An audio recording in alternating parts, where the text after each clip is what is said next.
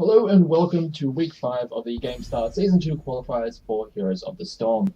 We're into the first round match of the night, and it is going to be Nomia up against You're Off the Team. It's going to be on Battlefield of Eternity. As we are coming into the final week of the qualifiers, one thing that we know for sure is that Nomia is going to be securing that first place, and will be securing the first seed going into the finals, but just using the last week as a bit of extra preparation and as a little bit of extra time to show what they've got. Now we are just getting through the draft right now, and we have taken away the Zaya, whereas You're Off the Team has taken away the Tazadar, and that is allowed Malfurion to go through as the first pick for Nomia. We'll have to see where You're Off the Team goes with their first pick. So it is going to be the Lucio, so not wanting to get pinched when it comes to the support pool, wanting to pick one up right away, and I guess Lucio has risen even more with how I guess the meta has been changing, and he is quite a strong hero for quite some time now, and really liking his position in the meta right now. And it is also going to be the ETC pickup. He did kind of drop off a little bit with his most recent nerfs. Rockstar no longer giving attack speed, but giving himself armor instead. But it has kind of dropped his play rate down a little bit, and also his win rate. But now back over to the side of Nomia. They are going to be picking up the Greyman and the Arthurs. The Arthurs being very strong right now, very hard to deal with, and on Battlefield of Eternity can be very annoying when the fights start breaking out around both of the Immortals. Very can lock down those chokeholds and be quite annoying to deal with. And also, the Greyman does very well when it comes to the racing. Does a lot of damage to those Immortals and can clear that up pretty well. So a very good start for Nomia. We'll have to see how You're Off the Team ends up reacting to that as we are getting into the next round of bans. Just check everything. Yep, there we go. Alright. So we have the Tessar off. The Zaya off. The Farsight is going to be taken away as well, not wanting that global pressure coming out from Nomia. They've been so very good with that this entire season. They've just shown so many different ways of playing Heroes of the Storm, and they've done it so well within Australia and New Zealand, and have continually proven themselves to be the best in the region by a fair margin, to be quite honest. They are going to be taking away the Tigers, who, even though he did get nerfed a while back, has been starting to resurface in the matter with the rise, or the more prevalent dual and even triple warrior compositions coming out from some teams. The Tigers can really get a lot of work done. So just taking that away, very strong pick. As mentioned, he is coming back. He does usually go for a different build than what we used to see him go with.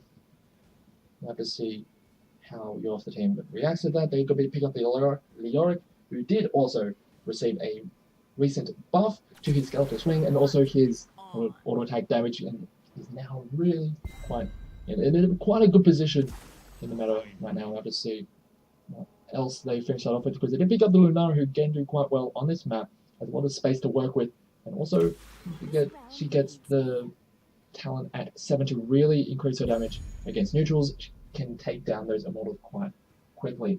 Now over to the side of Nomia, they do pick up another 2 assassins, so a very damage heavy lineup, picking up the Arak and the Li Ming. So they're going very, very aggressive with this lineup. And with the Arthurs as the only big, beefy frontline, there's a very good possibility, a very high, well, there's a chance that You're Off the Team can actually take advantage of that, because Arthurs doesn't necessarily have the best ways into a fight, but once he gets in there, he can really be quite powerful and really hard to deal with. So you can see how You're Off the Team play around that. They are going to pick up the Nazebo to finish off that lineup, so they do have a double warrior composition.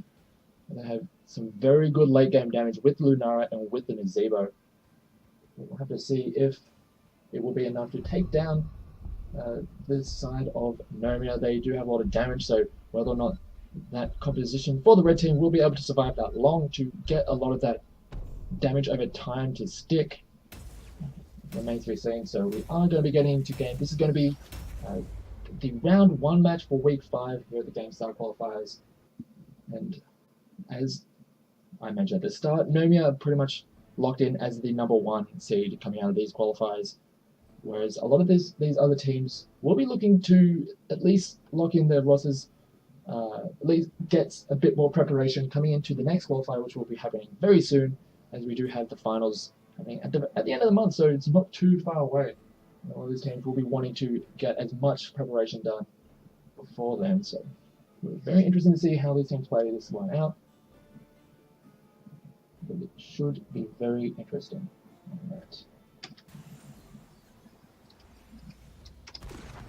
Prepare yourselves for battle, heroes.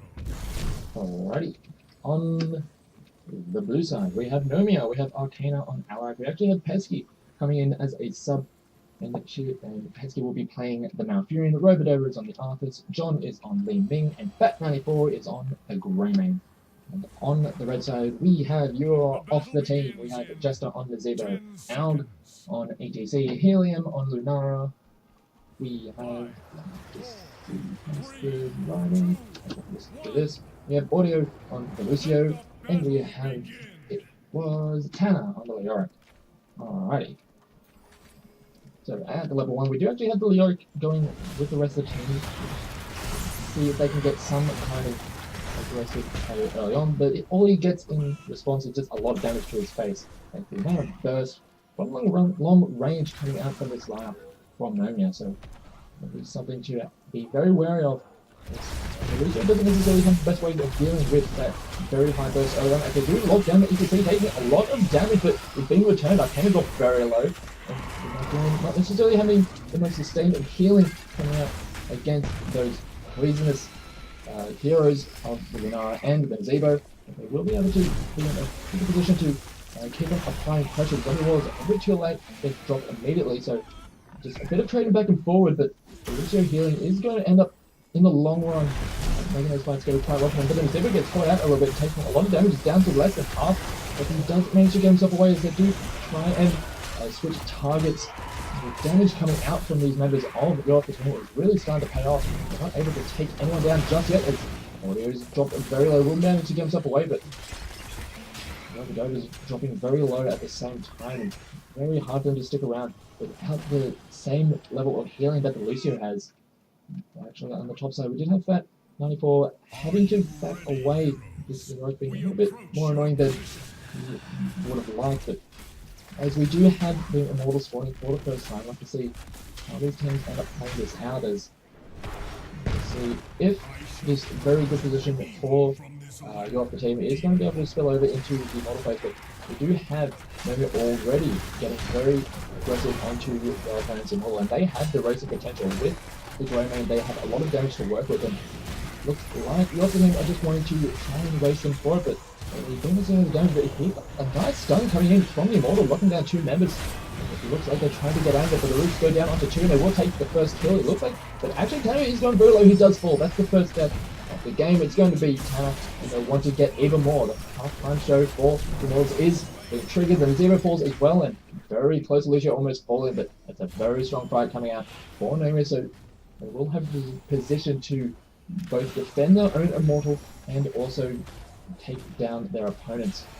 The members of the team are starting to come towards the Immortal to try and at least mitigate a lot of shields, but they don't actually want to defend it any more than they actually need to. It's only taking a lot of damage. He's having to back away. The Immortal managing to didn't actually land the stun, so he will be able to get out of there, but a lot of damage is going down onto the members of Nomia, but they are turning it around. Lucio is trying to wall ride himself away, as the Immortal did end up getting taken in all of that. John, it's actually Fat on the Greymane doing a lot of work in that regard, and allowing the fight to end up going quite well in favour of Nomia. Now they're getting very aggressive onto Jackson. He gets locked down quite a bit as a nice telekinesis ends up locking him down, and that's going to be another kill. That's going to be very good coming into this push. They don't have the Mizuba to help out with the there, or at least burst, or helping burst down that Immortal, so now we're going to be able to keep on applying pressure, and all they really have is Lunara to try and take down that Immortal shield. It's starting to get worked down now, as it has been taken down, and now he's in melee range. As on the top side, Fab is getting very aggressive, but he's taken very low, as looks like he's in a bit of a position as EDC on the bottom side does get taken down. Immortal may have locked him down, but on the top side, in the end, Greymane does fall. But in the end, they are getting advantage of Nomia, as they're able to use this Immortal to push through quite aggressively, as a lot of damage is going down onto Elusive, but Actually, that was the Zebo, but they didn't manage to finish him off.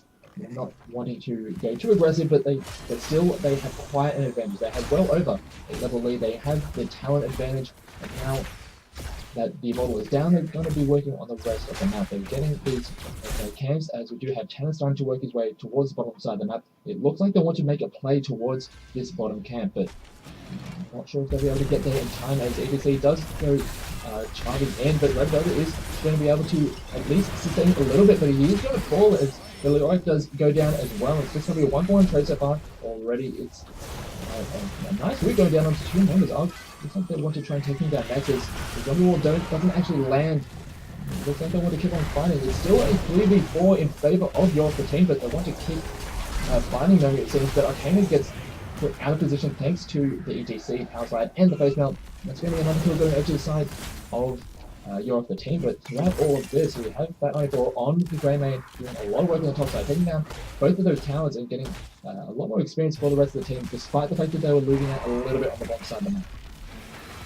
Right, we have Robodover coming in now. He is going to be able to get the lockdown onto the ETC. They do a lot of damage to him, but it looks like they're now going to try and switch their target as they go in onto the Lucio. He is going to be able to make his let me try it again. He does manage to get away from that, only just using a little bit of speed boost to get himself out of there, but still very close to being taken down. Almost 2 kills going down for Nomia, but they are going to be forced back. And now as we come into the next immortal phase, it's a good position for Nomia to be in, as they want to start working on their mercenary camp to at least apply more pressure while the immortal phase goes on. So Robodover is going to try and get to defend their own model, or at least get vision of where the rest of the upper team is going to be. It looks like they get a nice route on the 2 members. It looks like the model might get to, but on the bottom side of the fight, the EDC is going very low. And a little bit more damage will be able to take him down, but he is going to start making himself away to the Arcane Orb. It's going to be enough. That's going to be the first kill of the fight, as Raymond is joining the team to keep this fight going. They do get him down onto the Zebo, but they're not going to follow up on that. The Lorik does fall, and now he comes to resets, but doesn't have any mana on the leaving, so not able to go too much further, but still that's 2 kills going over to Nomia, and they'll be able to at least do a lot of damage to this immortal and prevent any damage going onto their own by playing very aggressive with their defense. So it's been a bit of a back and forth, but in the end, Nomia are getting the better of these team fights in the end. Even though they did end up losing that one on the bottom side due to just numbers being in favor of your team. Tanner does manage to get himself out of there in the end, but very close. And this is just going to allow Nomia to play very aggressive, go very far forward, and take this model with a decent amount of shield on their own to push with as they look to invade onto the side of your team, realizing that they were trying to take their own camp to at least mitigate a lot of the pressure coming up from Nomia. They are getting onto the point as the heroics are online for Nomia. They do take down the Lucio immediately, and that's going to be you're the team backing away immediately. And a very strong position for Nomia to be in. They are lower 10, still a fair way from heroics on the side of your team, and they can just play so aggressively right now. And they don't necessarily have to worry about any aggression going down onto them, as they do lock down the ETC. The counter strike does a lot of damage, and it's going to finish off the ETC. They're going to keep on pushing. The fort went down, and it's a lot of shield still on that immortal. They can keep on pressuring the side of your team.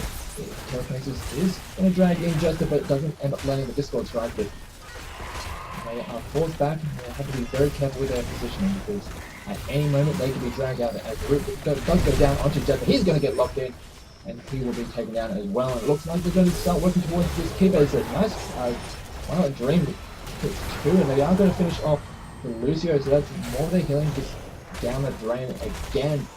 It is going to be to keep going down, but to see if they want to keep on pressing forward. Heroics are now up on the side of your team.